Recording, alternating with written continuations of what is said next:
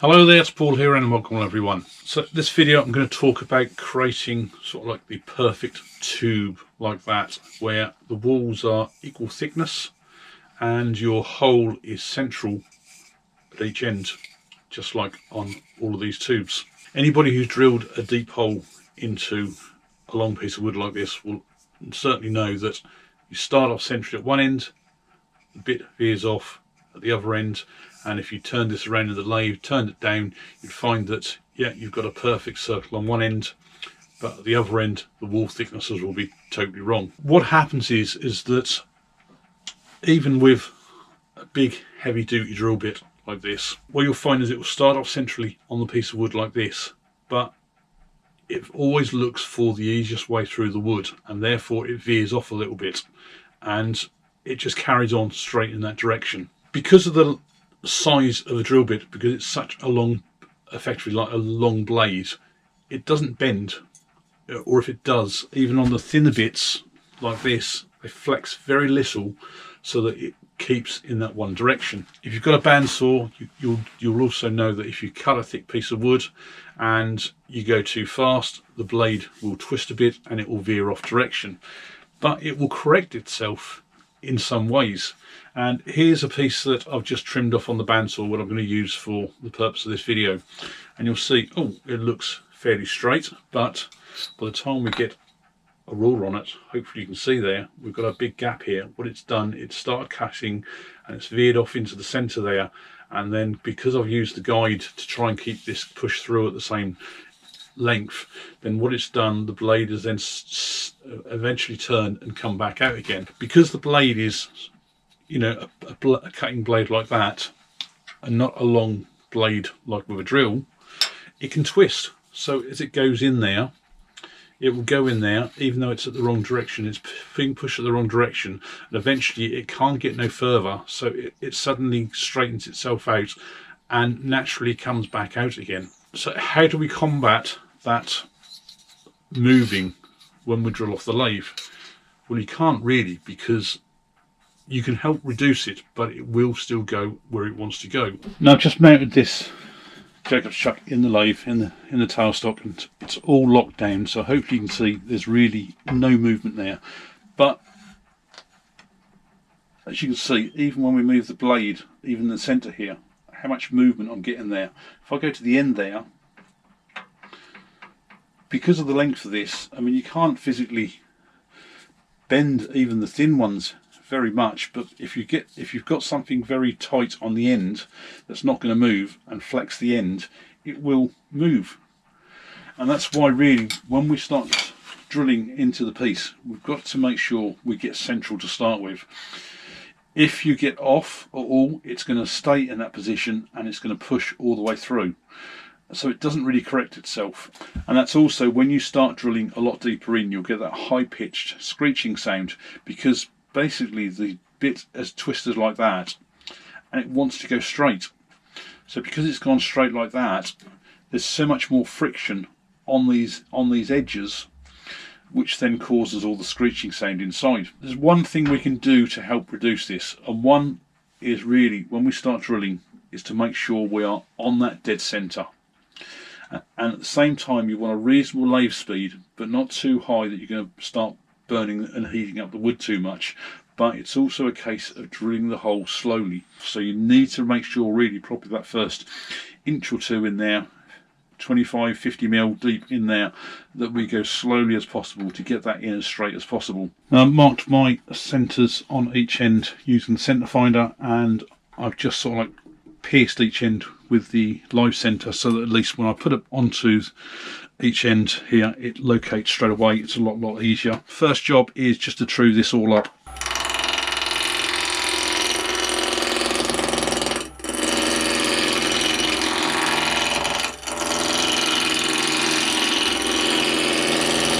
This doesn't need to be fully trued up, because the main thing is once we've got the hole drilled, we will be putting it between centres again.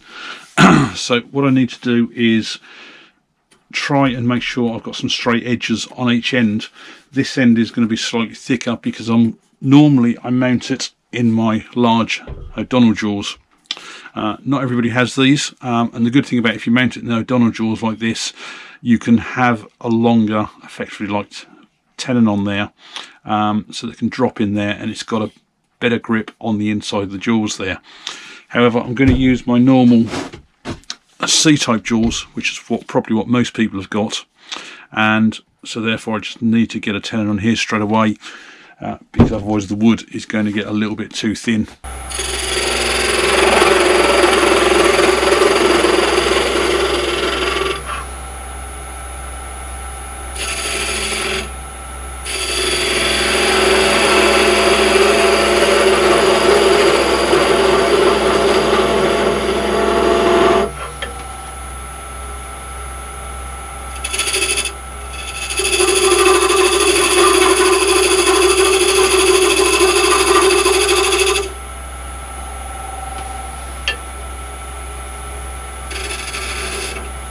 I can just straighten this end off again now.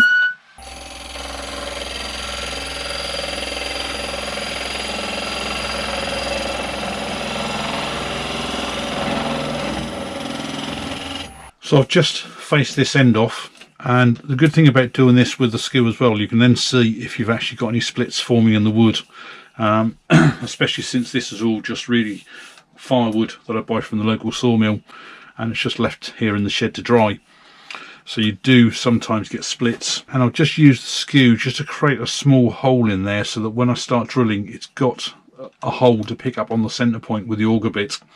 At least hopefully that's going to reduce how much we're off centred when we start with. Now ready for drilling. This is an 18mm auger bit, so it's quite a big piece, and I think the length here is at least, I think, about 400mm. You can see how much this can move when it gets into the wood. So if you start off wrong to start with, slightly off centre, the flex on this is just going to keep pushing it down at that angle. I'm going to turn the lathe speed down here now to literally just over 500 RPM, so it's not really moving whatsoever. So I'm just going to slowly, so you can see it's fighting already. You can see how it's wobbling.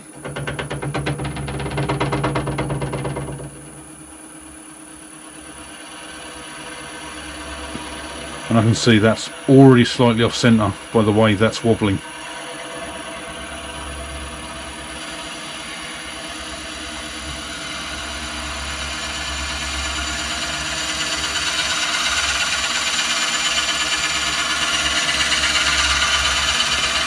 So I'm just going to slowly go all the way through now.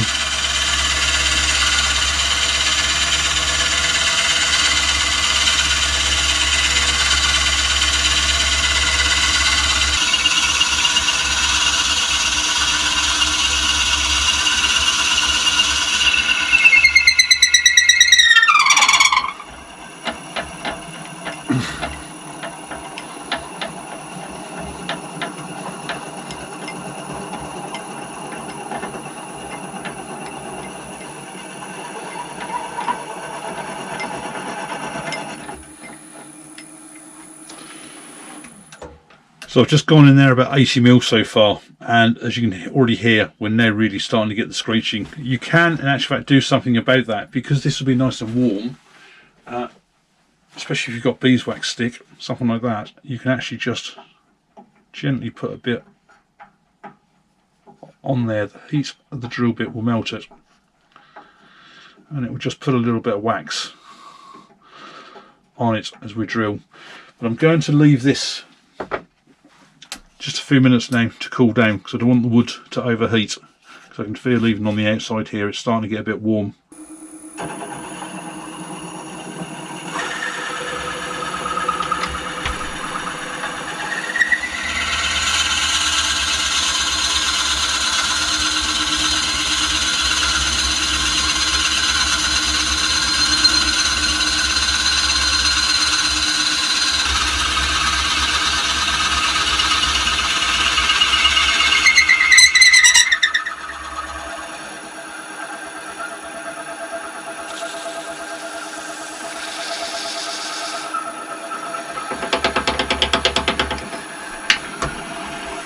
So we should be through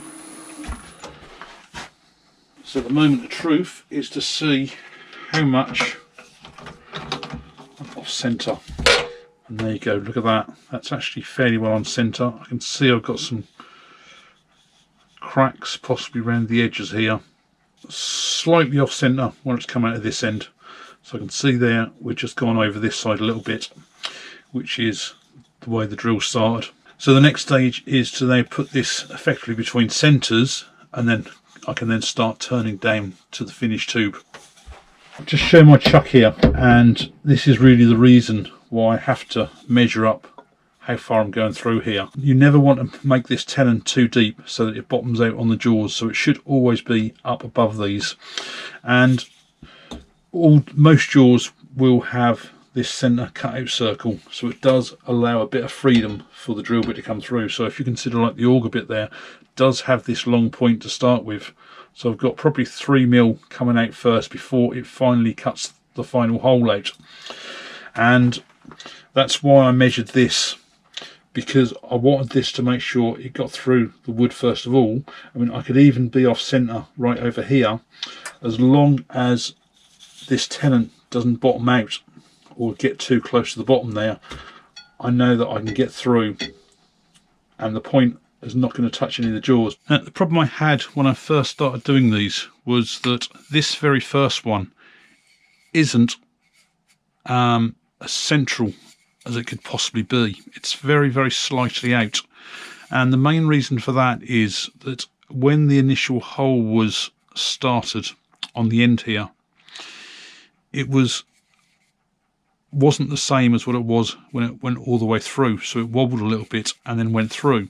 And I've made effectively like a jam chuck up on here just to slide these on, and I would use a live center on this end each time, which is brilliant because you can trim off the edges absolutely fine, so you get a nice straight edge on the end.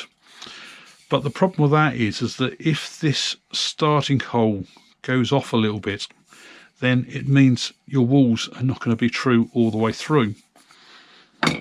So what I did when I did this second one was that I also created another jam chuck for the live center. Now, a standard live center doesn't have that option. Axminster do these multi-head live centers where you can put all sorts of attachments on. I mean, these are probably some of the common ones I use. I mean, there's literally one there, so that if I just want to put some pressure up on the end of a piece of work just to give it support, but I don't want to mark the end or anything, it works absolutely brilliantly. That's a very, very fine pointed live center, so again, very little is touching the work. And this was probably one of my main ones I used a lot. You've got that very, very short point that goes into the work. You've got this ring on the outside here, which then effectively sits on the wood, so it doesn't mark the end of the wood too much. And especially if you put a lot of pressure on the wood, it doesn't start digging into the wood and splitting it. So those were the main live centers I used, but they also do this one, which is basically like a mini faceplate. And what I did here, I turned down this piece of wood in the chuck as normal.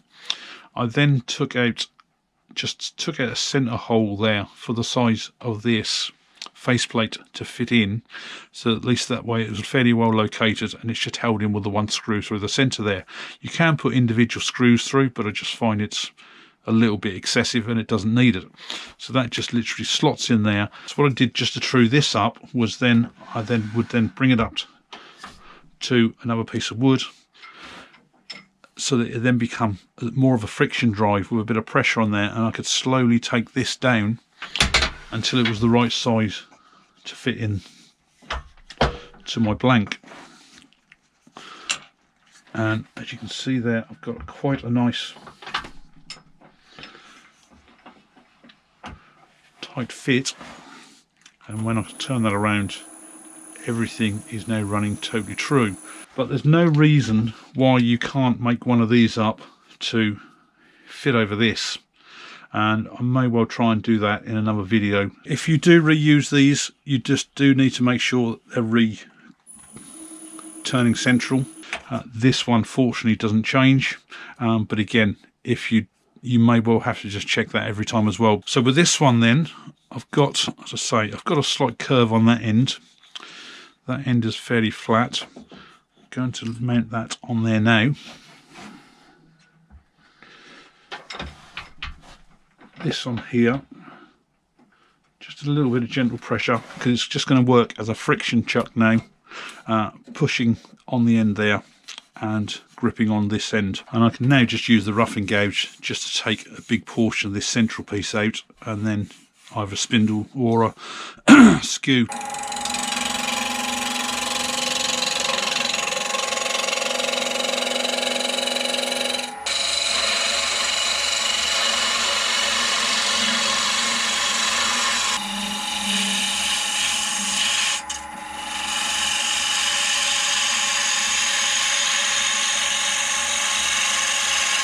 If I want a 3mm wool, I'm not far off of where I want to be on there. So I will now flip to the skew, and that way I can take down these edges as well.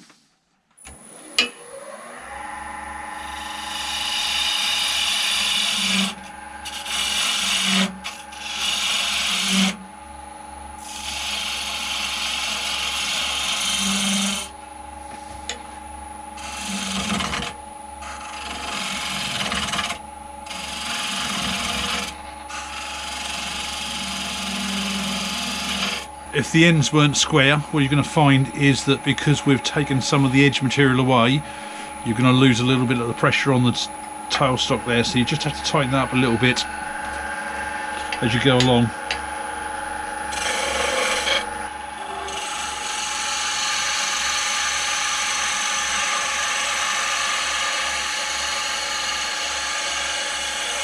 And that should be it. So hopefully, if I remove the tailstock,